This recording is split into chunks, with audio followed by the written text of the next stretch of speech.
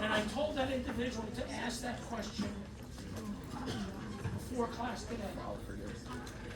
So I'm guessing that individual didn't show up. Oh! Are there extra credit on the exams? The answer is yes.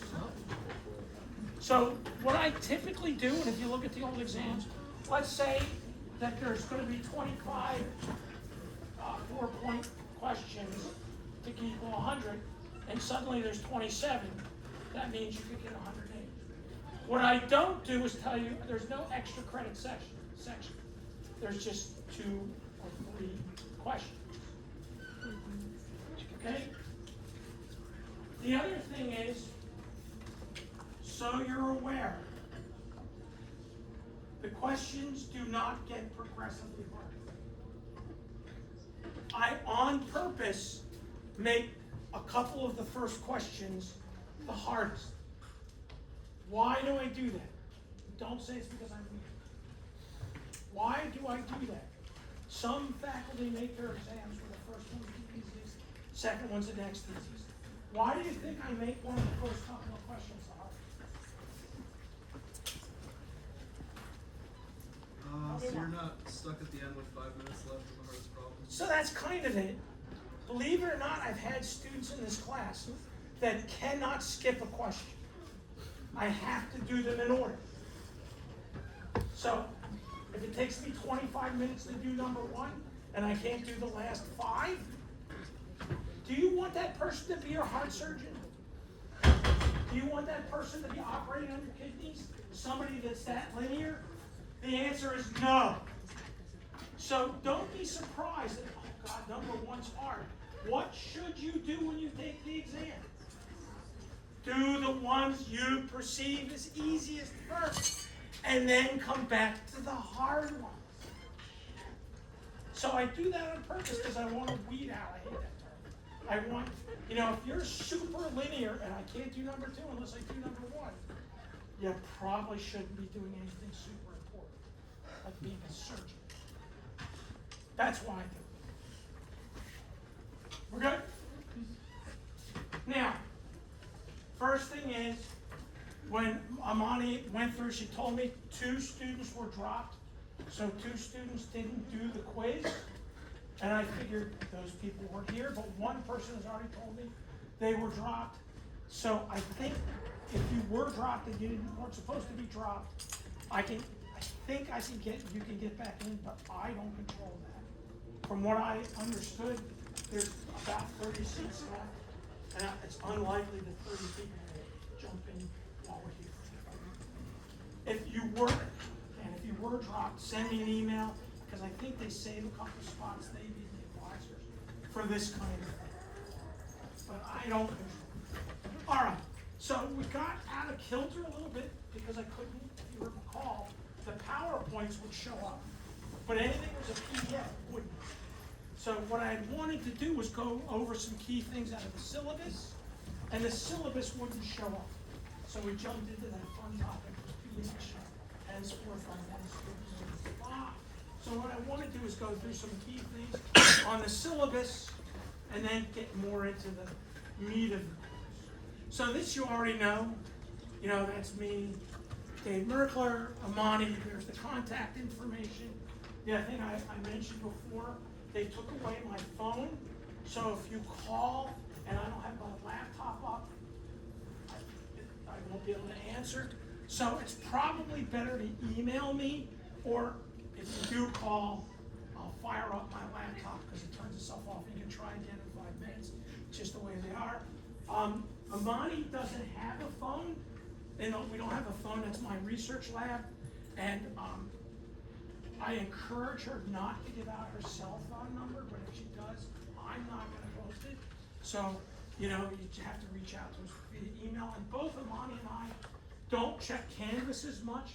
So if you send us a message through Canvas, we'll see it, but you might have a bit of delay. It's much better to shoot us an email. Is that clear? Okay. Hopefully all of you realize where you are. Those of you that don't know where you are, you're probably here, but this is PCD. Oh, it's 140. I screwed up.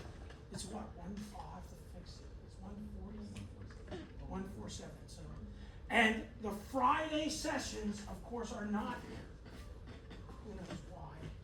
It's ISA 1051 and 1061 on Fridays, which is a question and answer period.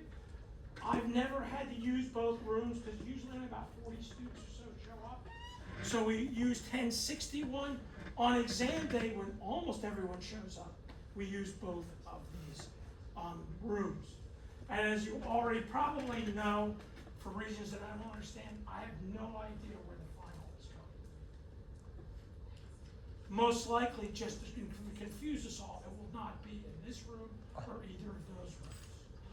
I don't know why USF does that, but that's what happens. Yes, sir. You have to apologize. Final would be during the same time, right? No, the final, I have that in the other stuff. The final is Saturday, December 5th, from 12:30 to 2:30 p.m. It's in the syllabus. It's in the syllabus.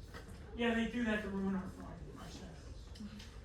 But then, of course, you could argue that you get it over with. And he will have a big party in his house after the final. Everybody bring hot dogs. What? Why hot dogs? Why not? It's the breakfast of champions. You could talk to your man, my friend. Christella, you can negotiate with him. He's got a big spread, a few acres, because he's a multi-millionaire. So here are the quizzes.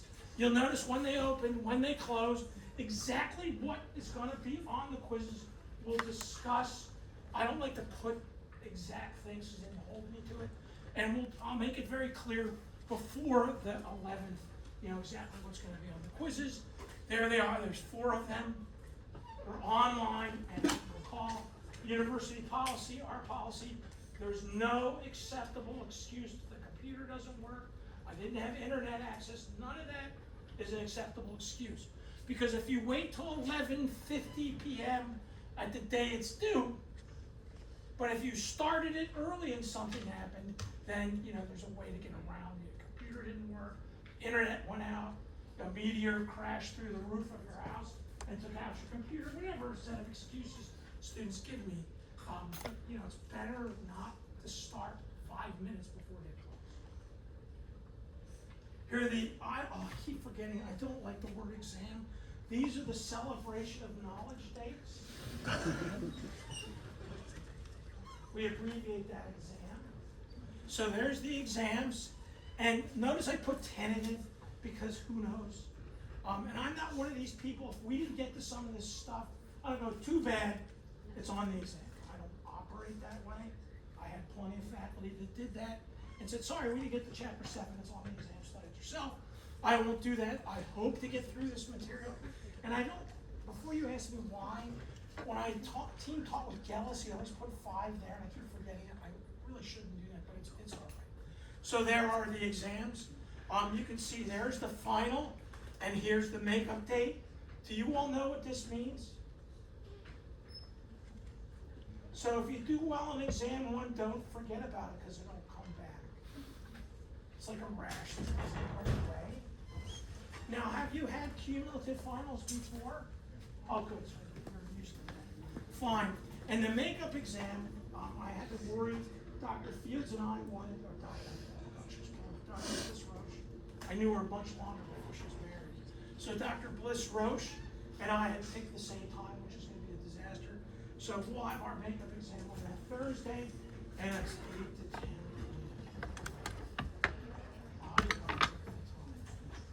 So hopefully we don't need to use it, but we do. So is this clear? And the exams are in ISA 1051 and ISA 1061, which is better because then we're not jammed in like this. Now, I know there's going to be concerns about letter grades. So here's what's in the syllabus. And I learned long ago not to put percentages because some of you struggle with the whole percentage thing. Oh, you look at me that way. I've done this a long time. So it's very simple. You add up all the points that you've earned and you look at the chart. You get it? Okay. Now, since the exams will have extra credit, I haven't added it in there. So, you know, the exams, if I throw 2 questions in, it's actually, you could get 108, right? It all adds up. So is this kind of clear? Clear. We're good. Now, a couple things about this. Let's say, because you haven't enjoyed this experience, you're sick of it, you're sick of the course, and you have 335 points before the final, which means you already have a B, and you don't want to be tortured with the final. I don't care. What I would prefer is you send me an email without any bad words and say, hey, Dr. Merker, I'm not going to take the final. I'm not one of these people. I have colleagues that if you do that, you don't tell them, they give you a 0 and drop one of your grades. I don't do that. But you see what I'm saying. If, let's just say, I struggle this course, I'm sick of it, I've got 265 points, I got a C, I don't want to take the final, fine, I just let you know. Is that clear? You're good? Do you think that happens? Yeah, there are a few students that are happy. And they're like, I got a B, I want to go celebrate Christmas, go to my cousin's wedding, that way. Now, I want you all to predict a student that has 329 points, what's going to happen? The interaction between me and the student with 329 points. What is going to happen? You have 329 points. What do you think happens? Gemma, what do you think happens? JD. JD. What do you think happens with a student with 329 points? They ask if you can just make it. Right. They send me an email. Now, what do you think is going to happen? You will not get a response at all. You can send me 1,000 emails. Why will you not get a response? Because number one, I already know you have a 329 points. And every single response I've come up with gets me in trouble. And the dean or the chair calls me up and says, that's not very professional. You shouldn't have said that. So I went to my colleague, Dr. Gellis, and I said, what do you do? Because I don't respond to those emails. And he's never gotten in trouble. So if you send me that email, don't expect a response. Now, what do you think the response was that got me in the most amount of trouble? No. You should have earned one more point. I got a lot of trouble for that. I thought it was very succinct and right to the point. But you all understand how this works. Now, you may say it's unfair, blah, blah, blah. I've heard it all 1,000 times. If it was really, there's a 329 and there's nobody else close to 329. But there's going to be a 328 and a 327 and a 326. You don't think so with this number of class? And if you think there's any secret with the way you all communicate, if I give you with a 329 a B, you with a 328, my friend Harvey, blah, blah, and I heard it all 1,000 times. So, you understand how this is going to work. Now, I don't think there's going to be any short answer questions. They'll all be multiple choice. But with short answer questions, there's another thing that happens. I gave you partial credit. So JD comes to me and says, my friend Antonelli got 8 out of 10, and I think my answer is very similar. I got 4 out of 10. I don't think that's fair. And I look at the exams and I go, wow, you're right. Let me give this 8 a 4. And I apologize for this grading discrepancy. Guess what? No one ever asked me that question ever again during the semester. Now, what do you think happens when I do that? The student that I took the 4 points for, I added back at the end of the semester. Don't tell them. But it makes that whole thing go away. I go, oh, I'm really sorry about this discontinuity of the grades. Let me give you a 4. And then if you ever teach, that's how you handle that. All right. That's the most important part of the 97-page stuff. There's a lot in the syllabus because USF makes us put all that stuff in there. But that's the key stuff. Are there any questions? Any questions? Good. All right.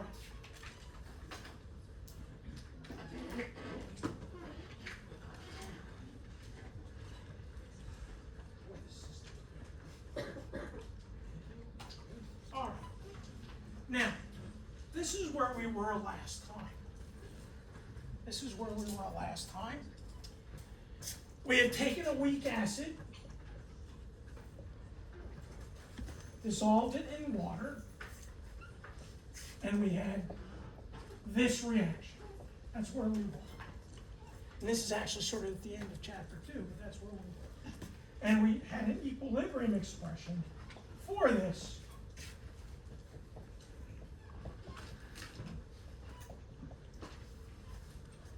Oh, that's not. Sorry, don't write that down. Oh, wrong thing. I did this. Sorry. That's where we were last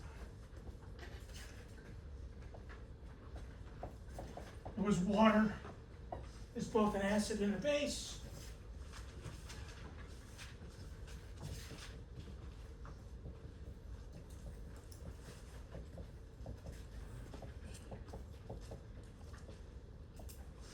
Because in absolutely pure water,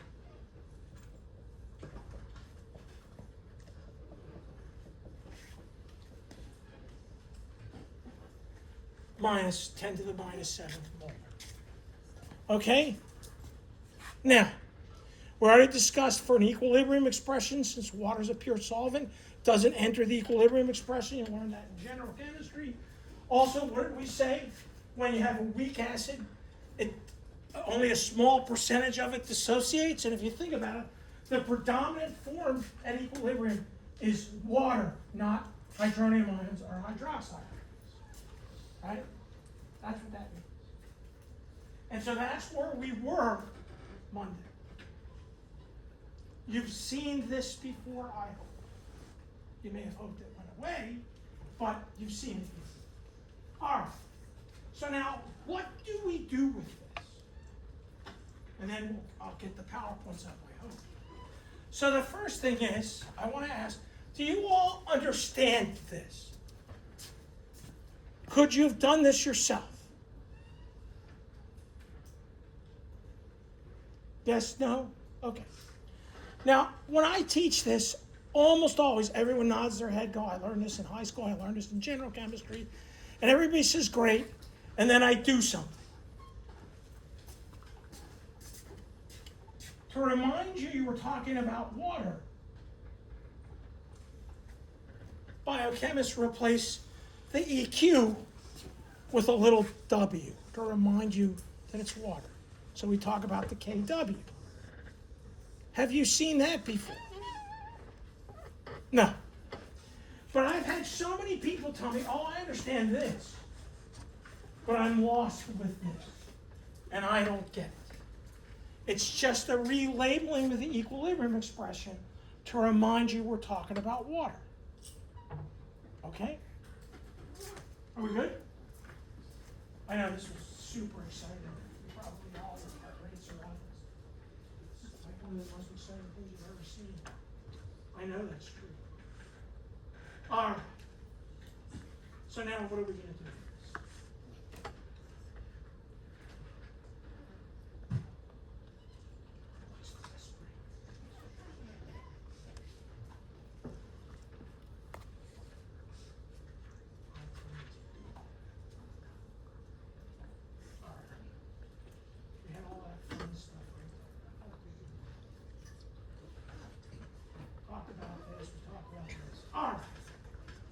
There we go.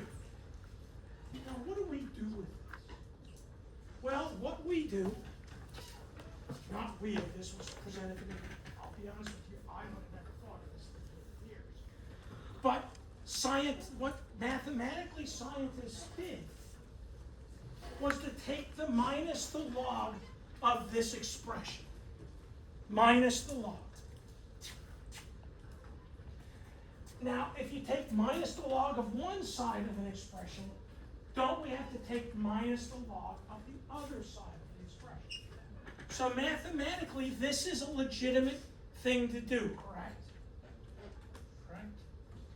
And so what has happened is this term here, minus the log of the KW, minus the log of the OH minus the log of H3O plus.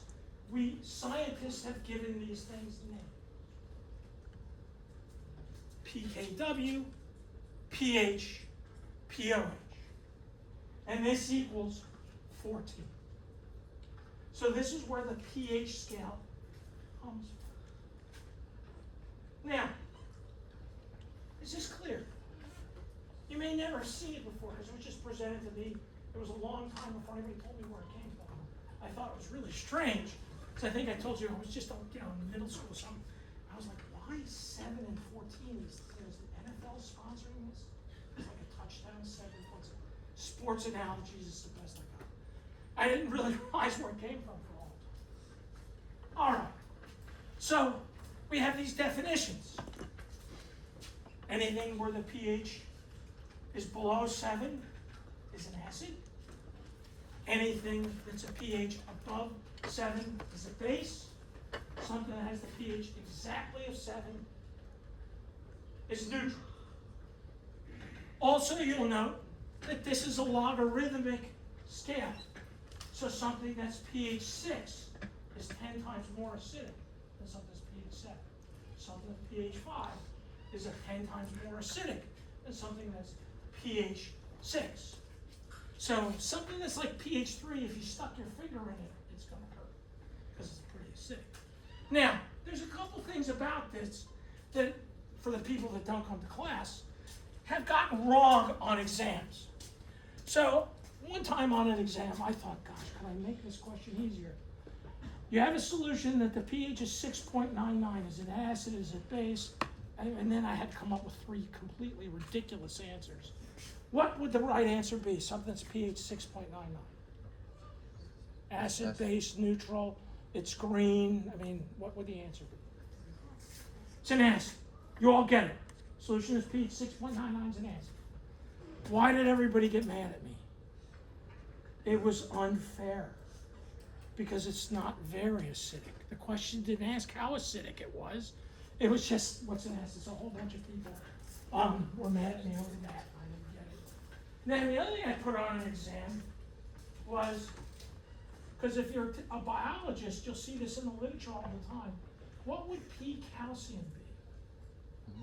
Yes? I was going to ask about the pH of 6.99. So you're saying if it is not pH of 7, it cannot be neutral. Right, by definition, that's what it was. It was a complete definition type of problem. So, what would P calcium be? You see this in the biology literature all the time. Because the concentration, yes, what would it be? It's minus the log of the concentration. It'd be minus the log of the calcium concentration. Because P anything is minus the log. Right? How many people do you think got it right? What percentage? 20%. So I was kind of disappointed in that. So we went over it again on a Friday session because somebody asked how, blah, blah, blah, and then it wasn't fair. I heard it all. And I put the exact same question on the next exam. How many people got it right? 20%. So, I didn't. But you saw, right? We talked. P is minus the log. If you're a biologist, we worry about the cellular concentrations of calcium all the time. It's very important in cell signaling.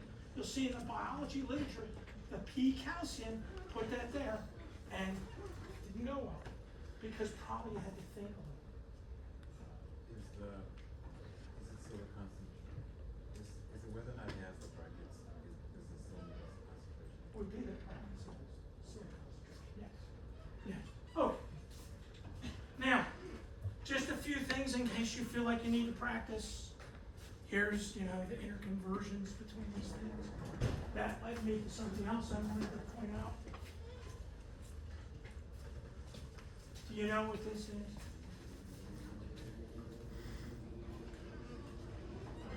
Have you ever seen one before? Not necessarily this one. You know, this is a calculator. Should you bring a calculator to the exam? Yes. This is a 3,000 level chemistry course. You need to bring a calculator. I do not care what kind of calculator you have. It's never seemed to matter if you have a calculator that you got free because you bought like 3 Tootsie Rolls or something. Addition, subtraction, multiplication, division, logs, and natural logs. And JD has one that, you know, does orbital calculations. It never seems to matter if somebody has a super sophisticated calculator versus a simple one. So I don't care. I have colleagues that care and they walk around like a care less. But you need a calculator. If you don't bring a calculator to the exam, oh well. Hopefully somebody has an extra one. Because see this one? This one is mine. I had it since I was a freshman. I couldn't use your calculator and you couldn't use this one because it says politically incorrect RPN. That's reverse Polish notation. It's like 13 eggs or $7. I'm so used to doing it this weird way. And if I gave it to you, you couldn't use it. Plus, it's kind of near and dear to my heart. It's what we call the vintage side of it. Yes, it's older than all of you. So, please bring a calculator. Now, have you all done logs and natural logs before? Do not come up to Amani and I and go, I don't know how to do logs on your calculator. Do you think we know? So if you don't know how to do that, figure it out before the exam. Now, your name? You. Quinn. Yeah. So, just give me your name. Quinn. Quinn? Yeah, Quinn. Quinn. Okay, so I'm going to pick on Quinn now. So, Quinn goes, I don't know how to use my log function on my calculator, and I lost my manual. What should you do? Fail that exam. Do what? I would fail that exam. You would fail the exam. Incorrect. Do not go buy another calculator. Have you ever heard of the internet? Type what's the instruction manual for your calculator, and you will be shocked. It's there. There must be people that have nothing else to do in life but calculator manuals on the internet. But if you talk about how to do something, almost assuredly you can find how to do it because the manual is on the internet. You don't have to run out and buy a new one or go onto Amazon and see if somebody sells the used manual. I've had students, I've helped students many times who just went into Google, typed manual 4, and there it is. I wonder who did that. It's there. All right. So just a few things to give you some perspective. We talked human blood is pH 7.4. If your blood varies by about 0.2 pH units, you keel over. That's an emergency situation. That tells you pH is very important for things we worry about. There's a few other things in here. There's coffee's about pH 5, so it's 100 times more acidic than your blood.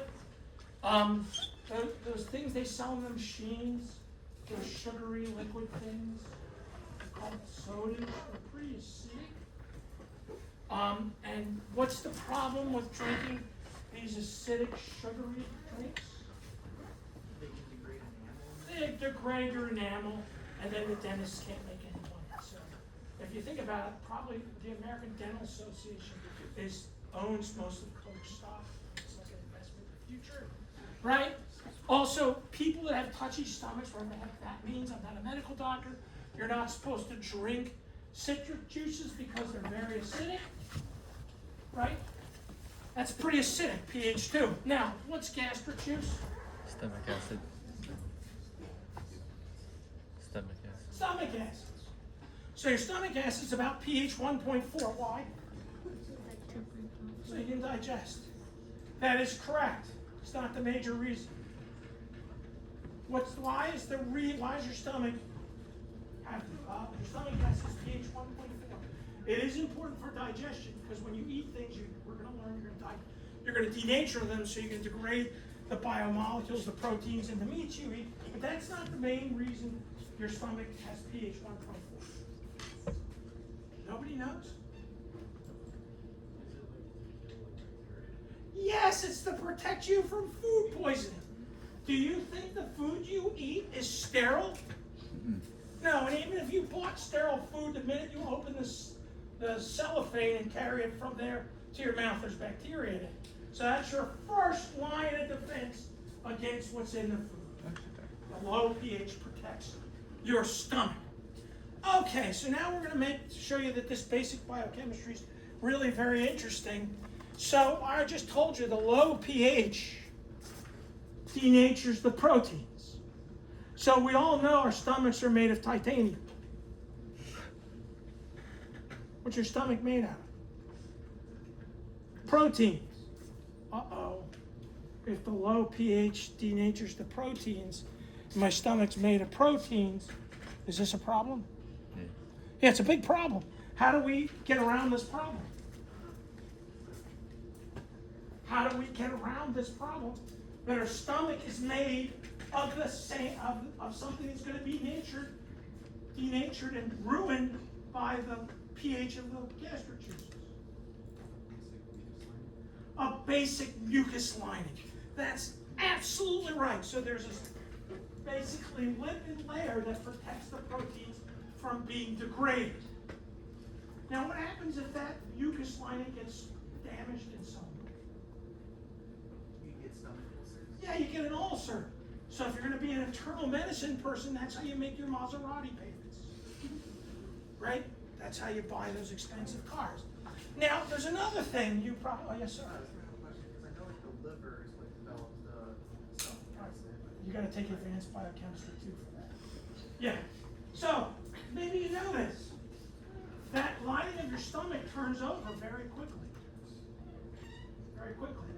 So presumably you've heard that, have you heard of this disease, I think cancer? Have you heard of it? It's characterized by rapidly dividing cells.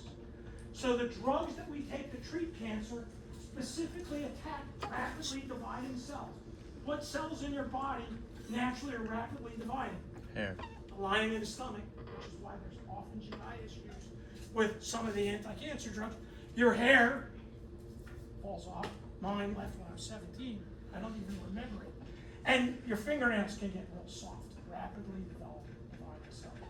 So see, this basic biochemistry that you're, if anybody tells me this course is boring, I know that, but it's important. Oh, one last thing about this. And this is like a chapter 6 or 7 topic. So you eat a protein, I would say a cheeseburger from McDonald's, it's not clear there's any protein in that. So you make a hamburger at your house from real meat, and do you take those proteins that's in the meat you eat and inject it into metabolism? So you take lactate dehydrogenase or glyceraldehyde phosphate dehydrogenase. Don't worry, you know what all those are by the end of the semester. Do you plug those into your cellular metabolism? No. We degrade the dietary amino acid proteins down to the amino acids, and you build your own proteins. Well, what degrades the proteins in your stomach? Pepsin. Absolutely right. You're going to do very well. You have these enzymes that exist in your stomach that degrade what the proteins you eat to the amino acids. But it's pH 1.4. How does that work? The acidic environment cleaves Ah, you know a little bit more than you should. That would get you in trouble. No, the proteases in your stomach are some of the most stable proteins we have because they exist and operate pH 7 at pH 1.4. Now, you said cleavage. Would you want these enzymes that degrade proteins to be active all the time? No. Would you want to turn them on and turn them off? So how's that going to work? Is there any signal that you can think of that says turn on my stomach amino acids?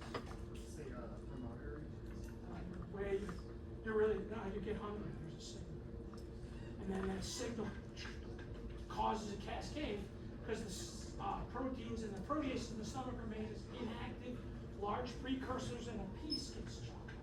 And then it becomes active. We're talking about it, those nitrogens. Okay, so obviously you don't want these proteases to be running around active all the time, because you degrade your stomach. Now, once you turn these things on, would you want to turn them off? Would you want to turn them off? Of course you would. Is there a signal to turn them off? Yeah, you're full. I don't know what the right chemistry is. You're full. Does anybody know how you turn off those stomach proteases? Because you don't want them running around. You actually make little teeny peptides that bind super tightly and inhibit those proteases. All of that you'll know in a lot of detail when you do it. If you tell me this is boring, I know, but it's really important fundamental knowledge. Now, are any of you insomniacs? You have trouble sleeping? I do. The best thing to do with that is take the textbook and read the carbohydrate chapter. You will be asleep. You'll wake up with the textbook sitting. You think I'm kidding? Go look at the carbohydrate chapter. If you get to the 5th page and you're not asleep, you're better than I. The enzyme connect chapters are pretty smooth and clear. So if you bought the textbook, it can help you sleep. It's smooth. All right, so we went over all that. That's fine. Some other things you probably learned. There's the acid. Now, we'll come back to this. Some more definitions to consider the. I don't care if you can record this. In fact, they made a law. I don't say anything, I'll get in trouble. All right. So chapter 1. That's all I'm going to say because I need to. You need to look at the PowerPoints. There's a lot more in chapter 1 than I've emphasized in the PowerPoints. And I didn't say before, we are not going to go through every page of the textbook. So you really should start studying from the PowerPoints and then use the textbook if something didn't resonate. But anyway, have you seen this before? Yeah. What is it? Gibbs free energy, enthalpy, entropy. Why is this important? Nobody knows. Tells us if reactions are spontaneous. How does it tell us if reactions are spontaneous? If it's negative, it's spontaneous. What is it? Delta G. Delta G, the reaction is spontaneous. Does delta H tell you if the reaction is spontaneous? No. Most students think so. What would be a reaction with a negative delta H? What would be the experimental variable? How would you know that delta H is negative for a chemical reaction? That would be, the delta H would be positive if it takes heat in, so it would get colder. If the delta H is negative, it would get warm. And your common experience is reactions that get warm are spontaneous, reactions that get cold are not spontaneous. That is a flawed logic. You don't determine spontaneity by delta H. What is this thing? Entropy. What's entropy? Spontaneity. It's a measurement of spontaneity. So when I always try to give as an analogy, do you guys know what quarters are? Get rid of all that, right? You already got rid of pennies. So if you had a stack of quarters right here, and you threw them up in the air, would they land as a big stack? No. They'd be all over the place. That's entropy. Think of your yard. Any of you take care of the yard? Mow the lawn? Does it get nicer without your effort? No. Does anybody's house get cleaner on its own? That's entropy. Now, could you have a reaction that's non-spontaneous and spontaneous? The delta G is negative at some point and positive at some point. Could that happen? It would depend on the delta S value and the temperature. You can have a reaction that at one temperature it's not spontaneous, and at another temperature it's spontaneous because of the T delta S. Now, Would it be possible to have a spontaneous reaction with a positive delta H? It gets cold. Is this possible? How would this happen? It's entropically driven. So if the magnitude of delta S is large enough, negative T delta S could overwhelm a positive delta H.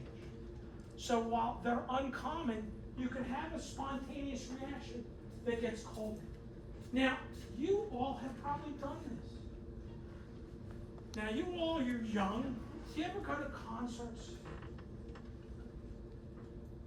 And when you go to concerts, they give these little sticky things that you break them and then they flash them around and they're yellow or orange. Have you ever done that? Have you ever done it? Did you notice it got colder? That's an entropically driven reaction. There's a little membrane between two chemicals. And when you break it, the reaction occurs, and it's actually probably when the concentration is so low that you can't tell it gets cold. It's cold. That's an entropically driven reaction. Now, please, if you're not a sports fan, that would be one of the criticisms I get. Are most of you sports fans? So if you watch sports and the athlete gets hurt, the trainer comes out. Doesn't matter, tennis, whatever. What does the trainer do? They have this thing they wrap around, you hurt your wrist. They wrap it around and it gets colder.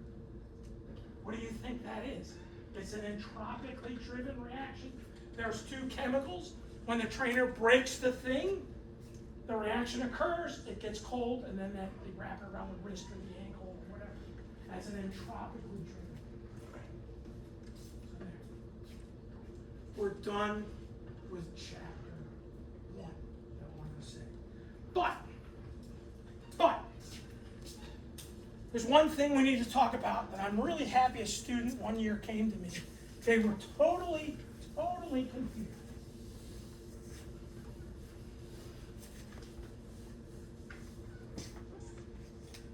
Gonna write a reaction.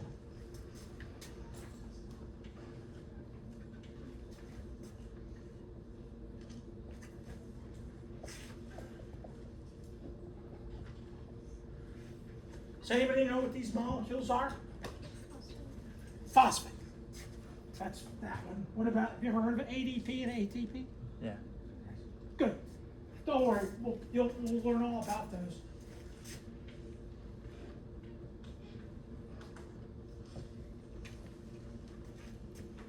Kilojoules. Remember not to screw up. Delta G of this reaction is a huge positive number. Huge positive number. Is this reaction spontaneous? Is this reaction spontaneous? No. Not spontaneous at all. However, I want to ask you a question. If we were to mix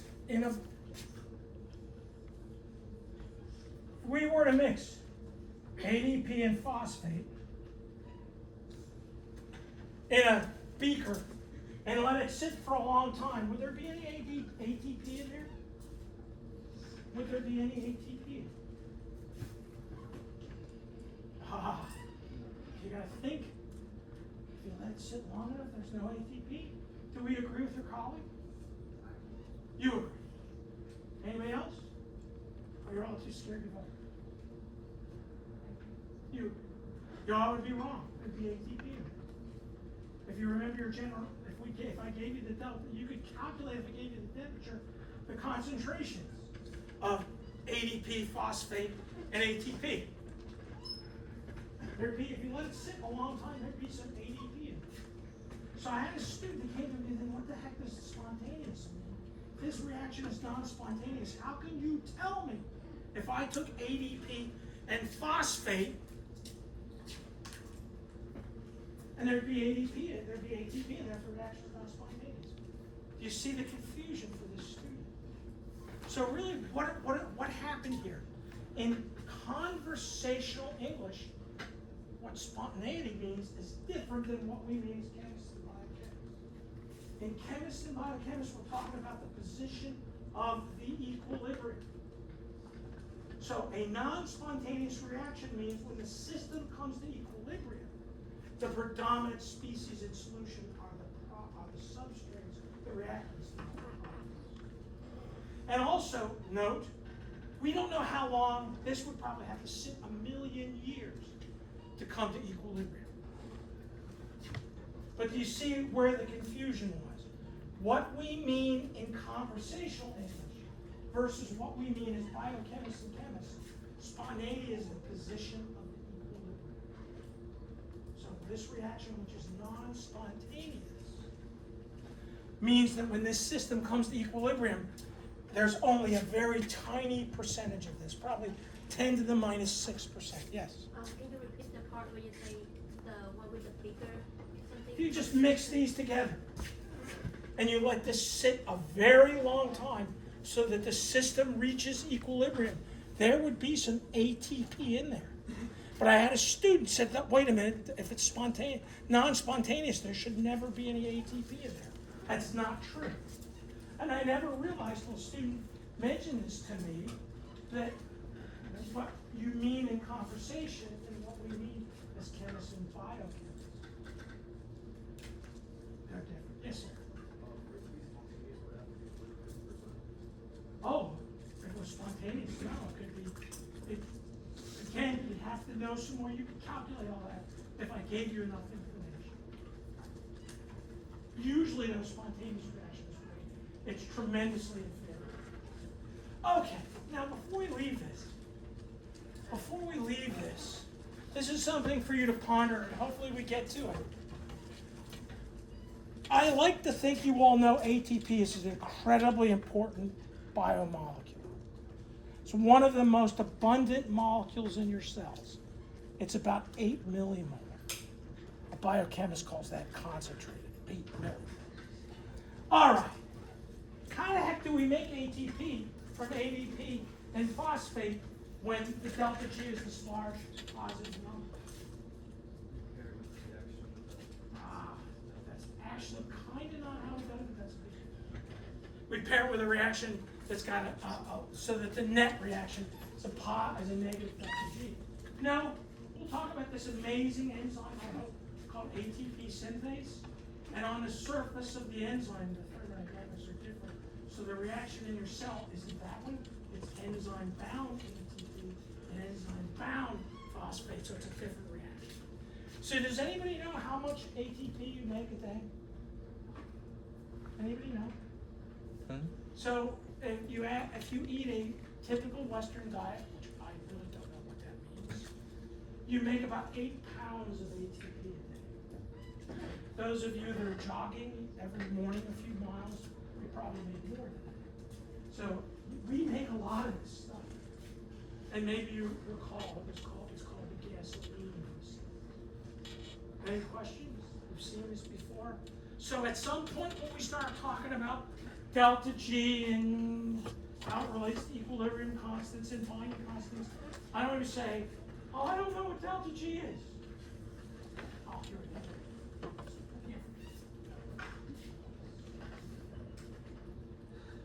You know, in my office, this stuff.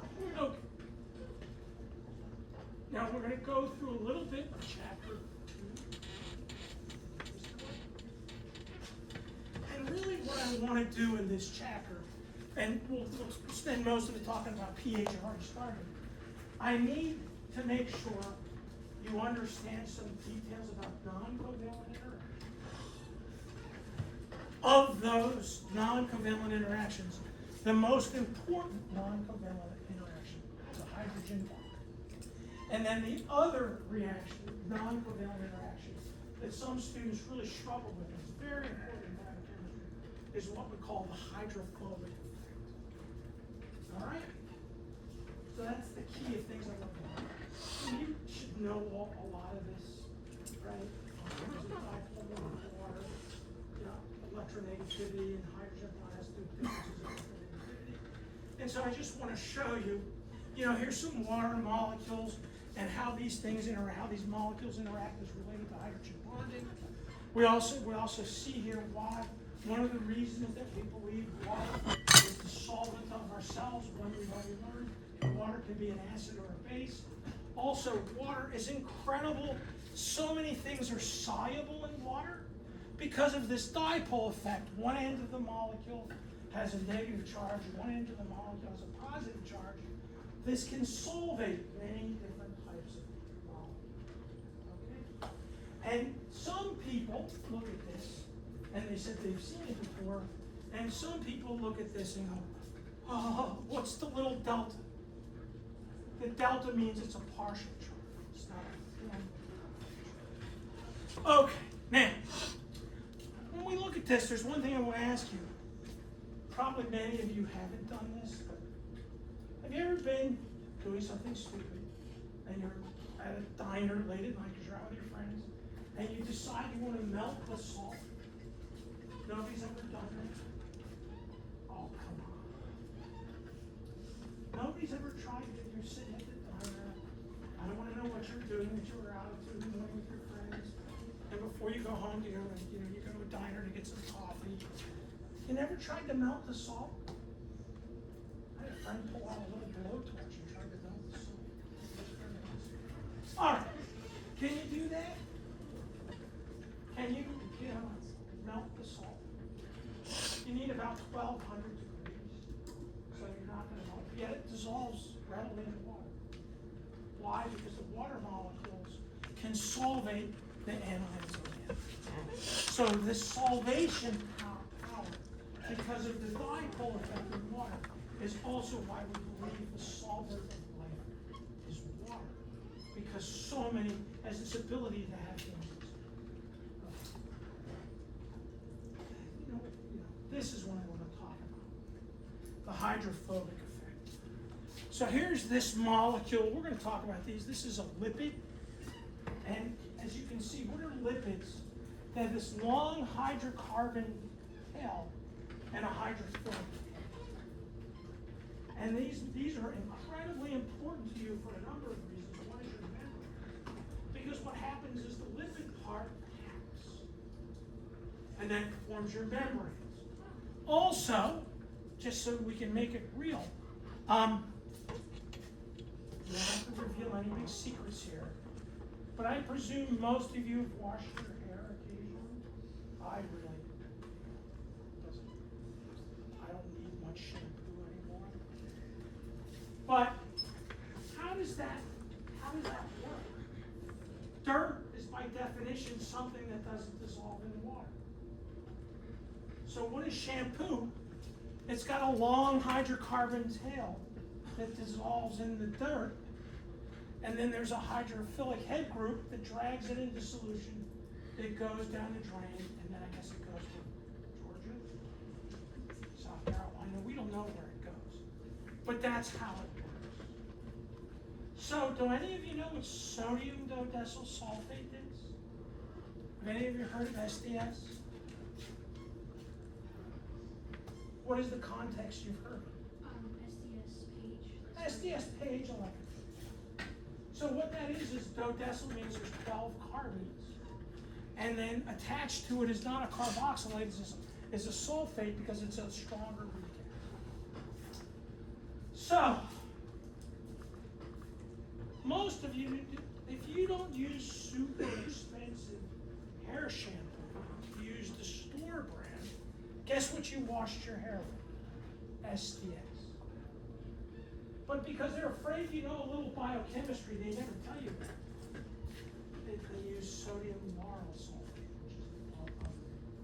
So now if you use super expensive shampoo, clearly I don't, it's still something similar. It's just not sodium dodecyl sulfate. So if you use the store brand this morning to wash your hair, or the little bottles in a do they do it in hotels anymore, the little bottles?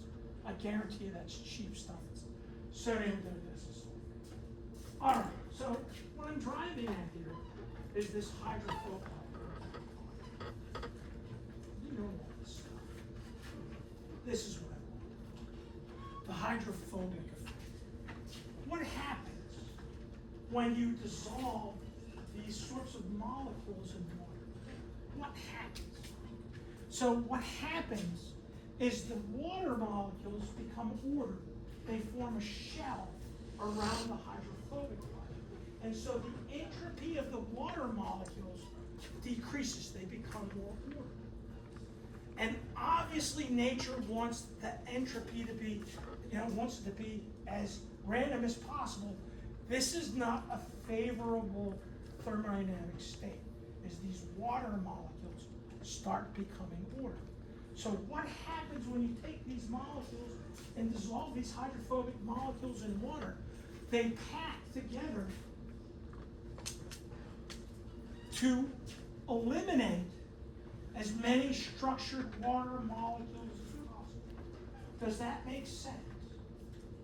So what drives this hydrophobic effect is the entropy of the water molecule. Because when the water molecule, when you dissolve something in solution that is hydrophobic, the water molecules become ordered. So this hydrophobic effect is incredibly important in two biological things we'll talk about. How does a protein fold? The hydrophobic amino acids, which we'll talk about, get buried inside, and the surface of the protein has the hydrophilic amino acids to minimize the exposure of the hydrophobic amino acids to water. So for many proteins, the interior of the protein is like grease or margarine. And that's important. And it took scientists a long time to explain protein folding, and it really is driven by the entropy of the solvent. Now, when we talk about membranes, we're going to talk about membranes which are driven by the hydrophobic effect, because our lipids have a hydrophilic part and a hydrophobic part, and our membranes form largely due to this hydrophobic effect. So that's why I want to know it's so important. Now, you ever seen something like this? It's called a micelle. Micelles are incredibly important. So we're going to talk for a minute. Here's one of these lipids. Here's a hydrophilic head part, and here's this long hydrophobic tail. All right?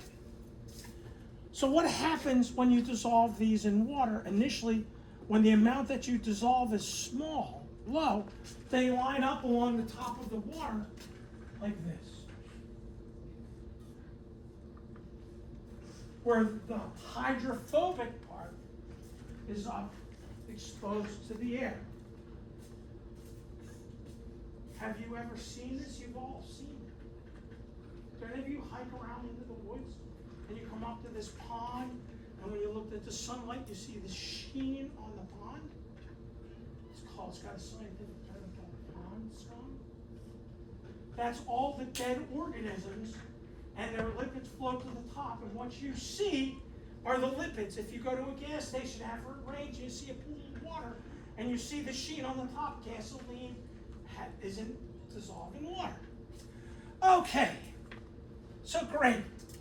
Now let's imagine a thought experiment where the surface of the water is completely covered with these molecules, and one more is added.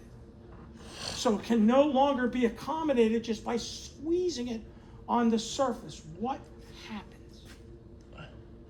It depends on the nature of the lipid. When we talk about the lipids in our cells, we form a bilayer based on the physical chemistry. But a lot of times you get this. I'm not much of an artist. Where you have the hydrophilic parts that are exposed to the water, and all the hydrophobic parts are buried inside. We call this a micelle. Should you care about micelles? Why should you care?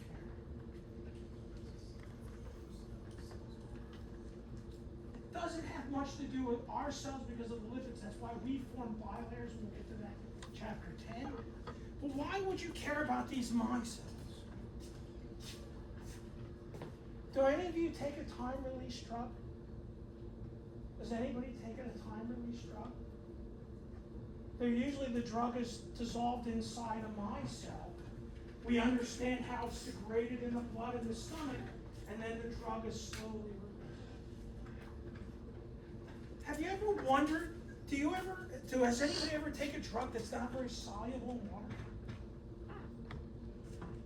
How the heck do we deal with that? You've got this great drug that can help this patient, but the damn stuff isn't very soluble in water. You just give somebody a whole bunch of, DMSO and that. Often they bury them in a micelle. So you put this water insoluble stuff. So these micelles can be really important in drug delivery. Now, could proteins ever be a drug? Could you ever have a proteinaceous drug? What's the problem of having a protein as a drug? Your stomach thinks it's a piece of a cheeseburger and they degrade it. Right? Your stomach doesn't know this is a drug, it's just a protein. How are we going to get around that as scientists develop more and more therapeutically important proteins? Injectables? That doesn't work. Patient compliance in injectables is pretty bad unless you're a diabetic taking insulin. So a lot of these drugs that we have to get past the stomach, they build a micelle around them so they can get past the stomach. So if you're ever interested in drug discovery and drug delivery, you're probably going to spend some time talking about micelles. That's one way to get around that. Now, I was really hoping do you guys know what an antibody is? Do they ever use antibodies as drugs? Yeah. So how do we do that? You never heard of that whole COVID thing? How did we deal with that? They injected the mRNA that led to the production of the antibodies. That's one way to do it. That isn't the only way. You actually have to get them past the stomach. What would be the advantage of using an antibody-based drug? It's a big area. What's an antibody supposed to do? An antibody Binds to something very tight. So how could you use an antibody as a drug? Could you find a protein that's uniquely associated with this cancer cell or this pathogen, and then chemically attach to it a horribly poisonous compound? So you don't deliver a massive dose that kills your patient. It's like a molecular zip code that will deliver this poison right at the source of blood action. So there's a lot of cool things you can imagine with using an antibody as a drug. And there's a lot of antibodies that are used because we can figure out ways to get them past this. So hopefully, again, this basic biochemistry turns out to be really important. All right, so we're here. Already went over all this. Fine. Went over this, went over this, went over this. That's a practice problem for you. All right. What time is it? So I got 15 minutes? 30. Okay. Oh, we're gonna make this happen. Hasn't this been fun so far? So, I'm trying to help you build up a skill. When you go on important things called interviews, you tell the old people what they want to hear. You don't tell them the truth till they hire you, and you get past the 90-day firing. So when I ask you, was this fun, what was the answer supposed to be? Thank you. This is a very important skill for interviews. You don't tell the truth, you tell them what they want to hear. Nobody tells you guys this stuff. Why?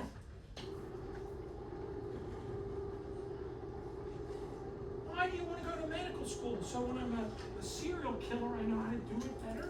That's not the right answer.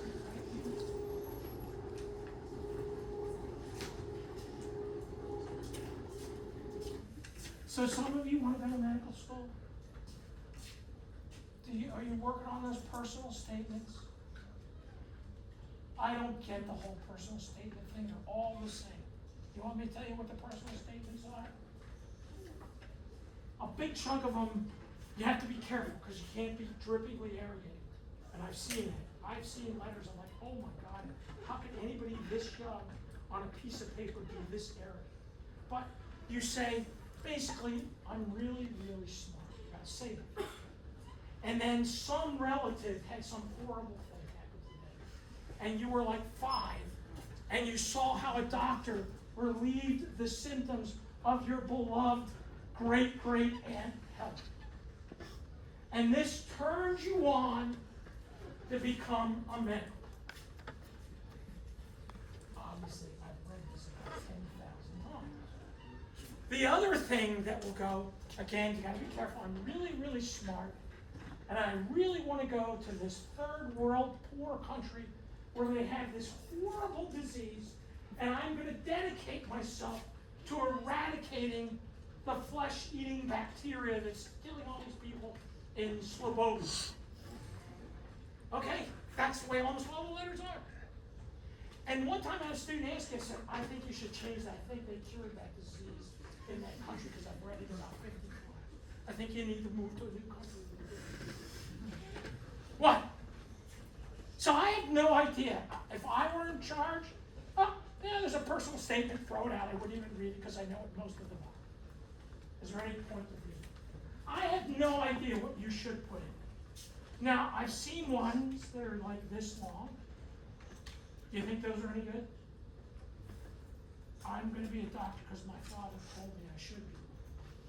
That doesn't help. So the bad ones are really bad. I'm trying to help. I'm just telling you. You don't think I'm telling you the truth? That's what a lot of these letters are? Yes, I was gonna say, like, is there an optimal word frame? Because I figure the guys reading them don't want, like, 3 pages word. They want something short and sweet. I don't have a clue. Hopefully there's somebody that will help you with that. Do they have mock interviews or anything? Did any of you have a friend that just got into medical school? Give them $20 for their personal statement and change their name to yours. I'm always flabbergasted because that's what most of the letters look like. I know you're all laughing at me. I'm trying to help. I don't know what. All right. Now you're all whispering. I'm trying to help.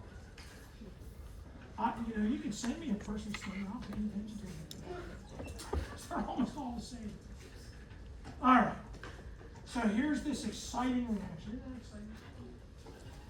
Do you know what that is? Do you know what CH3053 is? No? You're the only one in the class that did chemistry before? Or you're the only brave person? It's acetic acid. You knew that, right? If you didn't, somebody did you bad in organic chemistry. All right. Is acetic acid a weak acid? Yeah. How do you know? There's an equilibrium, right?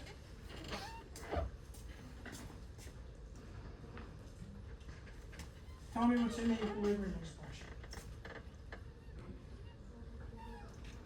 Tell me what it is.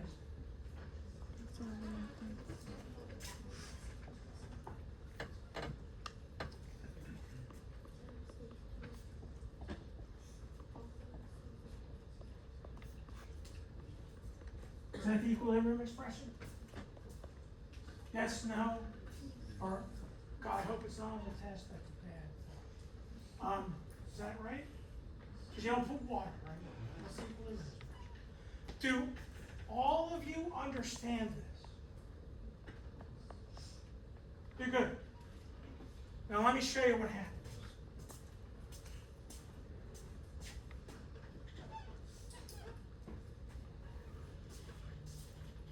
Why do chemists and biochemists call that case so late? The concentration of an acid. Because it's an acid. All the little a does is remind you it's an acid. Do you know how many students? Oh, I understand this, Dr. Murphy. I'm fine with that. I'm lost. How many students do you think have told me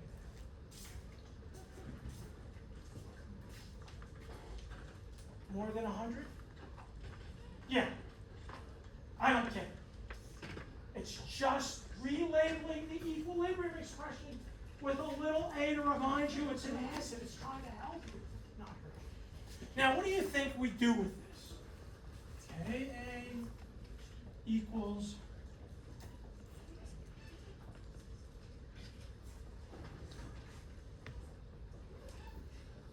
what do you think we do with this?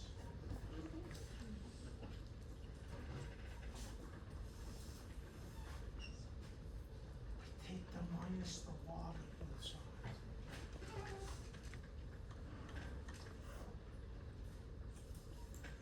I know you're thinking, oh, well, he just loves taking the minus the log of both sides.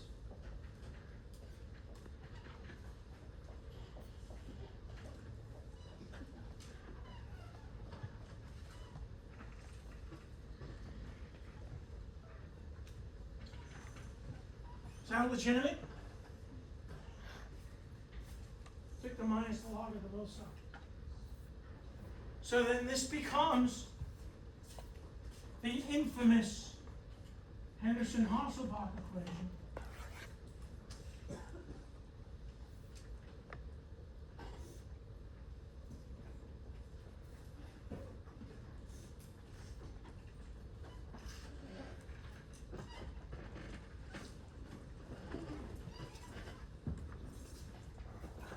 Taking the log of both sides of the equilibrium expression leads to something that you learned before as the Henderson-Hasselbalch. And most likely it was just given to you. And so you thought that the professor or your teacher just bought it in the equation on like bubbles. And you have no idea where it came from. That was intended before. So you can see the Henderson-Hasselbalch equation, which probably in the past you weren't really thrilled with it, but it's just taking the minus the log of the equilibrium expression. And what this expression tells you is the relationship between the equilibrium constant, the pH, and the concentration of the conjugate base and the undissociated base. Now, do you think you're going to need this for quizzes and exams? Yes. Yes. Now, this has been controversial. I've had students that are very upset with this because it didn't look the way it was given to them. Does anybody look at this and go, wait a minute, I didn't learn it this way. Did you learn it this way?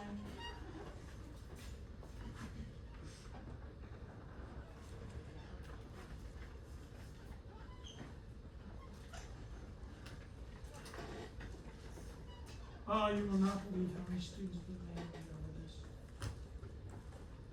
I've been married 40 years, so I'm used to somebody mad at me all the time. Did you really learn it this way? Not this way. Aren't they mathematically equivalent? Yeah. And so I think when it was just given to you, you have no idea where it came from. Because the negative sign is bad. They just showed it to you with the positive sign. I don't know what else to come up with. But I've had students just so mad at me over this. And then I show them this. And suddenly they feel better. What do you think the next question is from a student that's upset about the news? If I learned it before from whoever, can I use this to solve any of the problems? What's the answer? Yeah, they're mathematically equivalent.